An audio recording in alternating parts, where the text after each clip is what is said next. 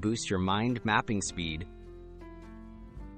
The previous user and users can dramatically speed up your workflow when creating mind maps.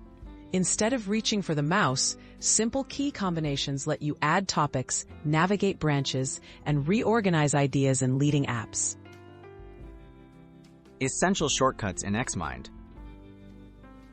In XMind, quickly add a sibling topic by pressing Enter, or create a child topic with Tab. To delete selected topics, hit Delete.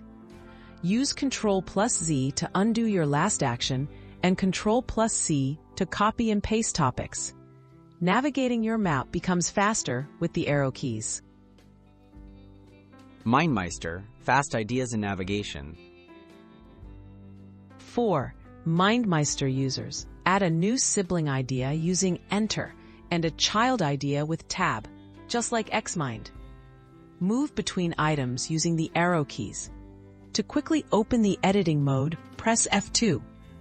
Undo and redo actions with Ctrl+Z and Ctrl+Y, ensuring efficient mind map adjustments.